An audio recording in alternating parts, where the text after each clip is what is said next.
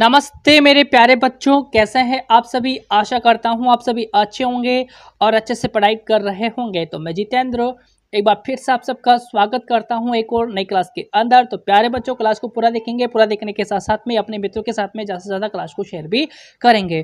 Channel पर पहली बार आप आए हो, चैनल को करना है सब्सक्राइब, साथ ही बेल आइकन प्रेस करना है ताकि नेक्स्ट वीडियो आते ही नोटिफिकेशन आपको मिल सके। तो बच्चों, आज मैं आपको करवाने वाला हूँ प्रयास हिंदी कार्य पुस्तिका कक्षा 4 और 5 में से कार्यपत्रक 71 और 75 का संपूर्ण सोल्व। तो पूरा देखेंगे, पूरा देखने के साथ साथ में अपने मित्रों के साथ में शेयर जरूर कर दीजिएगा, ठीक है।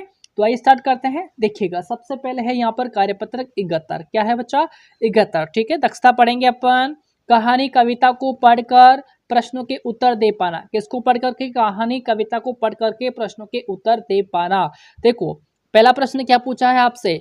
कविता को पढ़िए तथा नीचे दिए गए प्रश्नों के उत्तर लिखिए। क्या करना है? कविता को सबसे पहले पढ़ना है, फिर नीचे दिए गए प्रश्नों के उत्तर आपको जो है लिखने हैं। तो आइए करते हैं इसको आगे। सर्दी आई, ठंड की पहने वर्दी आई, है ना। सबने लादे ढेर से कपड़े, चाहे दुबले चाहे तगड़े। नाक सभी की लाल हो गई, सिकुड़ी सबकी चाल हो गई। ठीक है, आगे इसको पढ़ेंगे। देखिएगा, ठिठुर रहे हैं, काँप रहे हैं, दौड़ रहे हैं, हाँप रहे हैं। धूप में दौड़ तो भी दौड़े तो भी सर्दी, धूप में दौड़ तो भी सर्दी, छाया में बैठे तो भी सर्दी। ठीक है, अब देखो प्रश्न क्या पूछा है यहाँ पर। कविता में बात की गई है, बताओ कविता में किसकी बात की गई है? सर्दी की बात की गई है। किसकी? सर्दी की। तो इस पर आपको राइट का निशान लगाना है, ठीक है।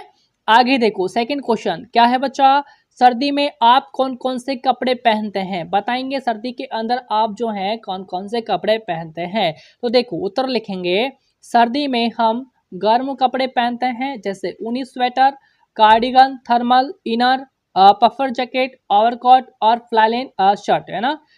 साथ ही सिर के लिए ऊनी टोपी, हाथों के लिए दस्ताने और पैरों के लिए मोटे मोजे और बूट पहनते हैं। ठीक है, तो सर्दी में हम जो है ये कपड़े पहनते हैं। ठीक है।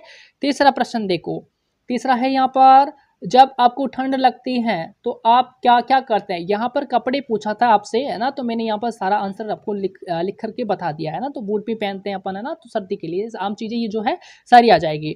तीसरा क्वेश्चन क्या है? जब आपको ठंड लगती है तो आप क्या क्या करते हैं? बताएंगे ठंड लगती है जब आप क्या क्या करते हैं, लिखिएगा। जब हमें ठंड लगती है तब हम गर्म कपड़े पहनते हैं, इसके साथ गर्म तरल पदार्थ, है ना, जैसे चाय या फिर कॉफ़ी कॉफ़ी पीते हैं। ठीक है, तो इस प्रकार से आप आंसर लिखोगे। ये आपको यहाँ से एक नंबर ये हटा देना है, ठीक है। जब हमें ठंड लगती है तब हम गर्म कपड़े पहनते हैं, इसके साथ गर्म तरल पदार्थ जैसे चाय या कॉफ़ी पीते हैं। तो ये अपन जो है कार्य करते हैं। यहाँ से भी एक नंबर आपको हटा देना है, पता नहीं कैसे आ गया ये। ठीक है, तो आपको ये उत्तर आपको लिखना है, ठीक है। आगे चलेंगे। तीसरा प्रश्न हो गया आपका। आगे देखिएगा, अगला प्रश्न है आपका चौथा प्रश्न। क्या है चौथा प्रश्न? सर्दी में जब आपको जुकाम होता है, क्या होता है? जुकाम होता है, तो आप क्या करते हैं? बताएंगे सर्दी में जब आपको जुकाम होता है तो आप क्या करते हो, है ना। तो आंसर लिखेंगे। जब हमें जुकाम होता है तब हम खूब पानी और तरल पदार्थ पीते हैं, जैसे हर्बल चाय या फिर सूप, है ना, और गुनगुने नमक के पानी से गरारे करते हैं। साथ ही तुलसी, अदरक, शहद जैसे घरेलू उपाय अपनाते हैं। ठीक है, ये काम अपन करते हैं। पांचवा प्रश्न क्या है? आपको कौन सा मौसम अच्छा लगता है और क्यों लगता है? आपको जो मौसम अच्छा लगता है उसके बारे में आपको लिखना है, और क्यों अच्छा लगता है तो इसका कारण भी आपको बताना है। तो आइए इसको अपन लिखेंगे। देखिएगा, उत्तर लिखेंगे। मुझे व्यक्तिगत रूप से वसंत और शरद ऋतुएं सबसे अच्छी लगती है।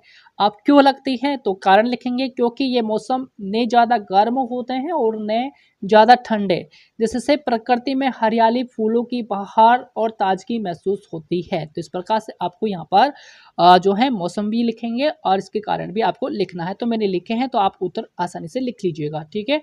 आगे देखो, अगला है आपका कार्यपत्रक 72, है ना। दक्षता पढ़ेंगे। व्यावहारिक व्याकरण, वचन की पहचान कर लिख पाना। किसकी पहचान करके? वचनों की पहचान करके लिख पाना, ठीक है। देखो आगे पढ़े। पहला प्रश्न है, एक वस्तु का बोध कराने वाले शब्द एक वचन कहलाते हैं। क्या कहलाते हैं? एक वचन कहलाते हैं।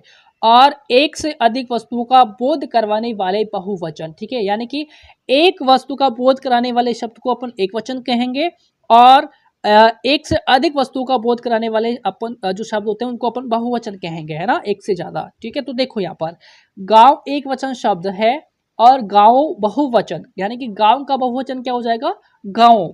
ठीक है, नीचे जंगल शब्द का एक वचन और बहुवचन के रूप में लिखा गया है। जैसे जंगल एक वचन है, जंगलों क्या है, बहुवचन है। इसी तरह से आप नीचे कुछ शब्द एक वचन और बहुवचन के रूप में लिखिए। तो आइए अपन लिखते हैं। जंगल का तो हो गया जंगलों, इसका बहुवचन हो जाएगा। लड़की का बहुवचन लड़कियां हो जाएगा। क्या हो जाएगा बच्चा, लड़कियां। ठीक है, आगे चलेंगे। देखो किताब का बहुवचन क्या हो जाएगा, किताबें। पंख का बहुवचन पंखों हो जाएगा। नदी का बहुवचन नदियां हो जाएगा। ठीक है, तो इस प्रकार से लिखना था। अब देखो अगला प्रश्न क्या है आपका, सेकंड वाला। एक वचन से बहुवचन बनाए और वाक्य में प्रयोग कीजिए। भाई एक वचन का बहुवचन बनाना है, फिर वाक्य में प्रयोग करना है। तो आइए करते हैं। जैसे देखो सहेली एक वचन है तो सहेलियां बहुवचन हो जाएगा, है ना। अब इसका वाक्य लिखेंगे, मेरी सहेलियां आज घर पर पार्टी कर रही है, वाक्य बना। फव्वारा एक वचन है तो फव्वारे बहुवचन हो जाएगा, वाक्य बनाओ। बच्चे फव्वारे के चारों ओर मस्ती कर रहे हैं, वाक्य बन जाएगा। पुस्तिका एक वचन है, पुस्तिकाएं बहुवचन है, वाक्य बनाएंगे। हमें पुस्तिकाएं पढ़नी चाहिए, है ना। मेला एक वचन है, मेले बहुवचन हो जाएगा, वाक्य बनाओ। मुझे मेले में जाना बहुत पसंद है, बन गया वाक्य। आगे चलते हैं भैया ना। आगे देखो तीसरा प्रश्न है यहाँ पर, क्या है तीसरा प्रश्न, बहुवचन से एक वचन बनाए और वाक्य में प्रयोग कीजिए। ठीक है, तो देखो यहाँ पर पर्वतो, है ना, पर्वत, पर्वतो बहुवचन है, एक वचन पर्वत हो जाएगा, वाक्य बनाएंगे। हिमालय पर्वत भारत के उत्तर में स्थित है, हिमालय पर्वत भारत के उत्तर में स्थित है। बसें बहुवचन है तो बसें का एक वचन बन जाएगा बस। ठीक है, वाक्य बनाओ। मुझे बस में यात्रा करना बहुत पसंद है। फूलों फूलों बहुवचन है, फूल एक वचन बनेगा, वाक्य बनाओ। बगीचों में से फूल नहीं तोड़ने चाहिए, है ना, बगीचों में से फूल नहीं तोड़ने चाहिए, बगीचों में से फूल नहीं तोड़ने चाहिए। अब देखो मेजे बहुवचन है, मेज एक वचन होगा, वाक्य मेज पर एक किताब रखी है। ठीक है, तो इस प्रकार से आपको बहुवचन से एक वचन बनाना है और वाक्य में प्रयोग आपको करना है। ठीक है, तो आई होप आपको समझ में आया होगा। अब देखो चौथा प्रश्न क्या है, वाक्य बनाइए। पुस्तक से वाक्य बनाना है, मुझे पुस्तक पढ़ना पसंद है, पुस्तक कैसे बनाओ। मुझे नई पुस्तकें पढ़ना अच्छा लगता है, बेटी से बनाओ। मेरी बेटी दुनिया का सबसे अनमोल तोहफा है, बेटियां से बनाओ। बेटियां घर की रौनक होती है। ठीक है, शब्द यहाँ पर आपको दिए हुए थे, इनसे आपको वाक्य बनाने थे। आई होप समझ में आया होगा। ठीक है, तो आगे जो कार्यपत्रक है वो आपको नेक्स्ट वीडियो में सोल्व करवा दिए जाएंगे। तो आज के लिए इतना ही अपन करेंगे। क्लास पसंद आई है लाइक करके जाना है, चैनल पर पहली बार हो सब्सक्राइब आपको करना है। तो मिलेंगे नेक्स्ट वीडियो के अंदर बहुत जल्दी से, तब तक के लिए नमस्कार।